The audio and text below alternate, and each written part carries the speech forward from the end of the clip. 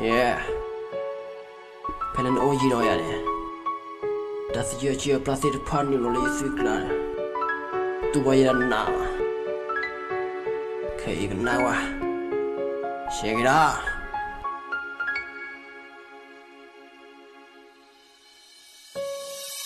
Sơ cơ cho phê lỡ nợ bố cho nè đã tô nợ bà trên nè đã ya lỡ ta tờ dư bố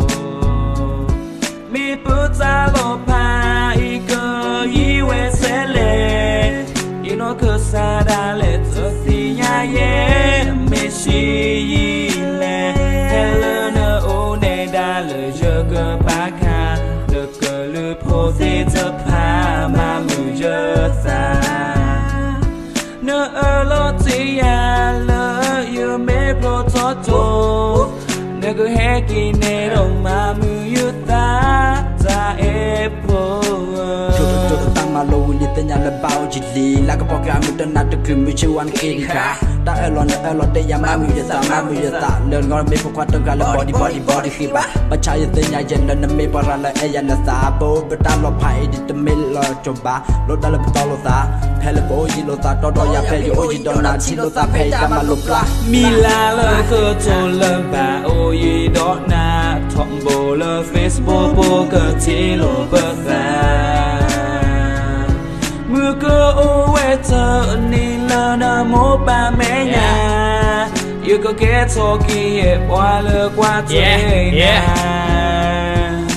Pas ko takat ko se pa pelen oji do ya ka mana junior sa te gita chek lo mini ko lo basha ta ele hiti na di mi weda ta mi ta to suki sa leta kutur o le ba le babi no yena yenda le ne mi pat ga le e ya lo no ko pro je mi ko pat lan ma ki do li ko e si ba no ta ele hiti na di mi weda ta mi ta to sa di do ne te gi no yo mun go di shake go sa ko to pe le ne pro to ne da tu ne pa ti ne da ya le ta ple yu po mi puta lo pa y cơ y we te le y no cơ sa da le te ti nya ye mi shi le mi la le cơ to le ba o y do na tom ko le Facebook bo cơ ti lo cơ ta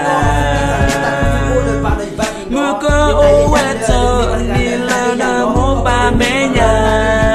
yêu cơ ghé cho khi qua lơ qua thuê nhà từ số ra. Yeah. This is MW Fide Uto and LP.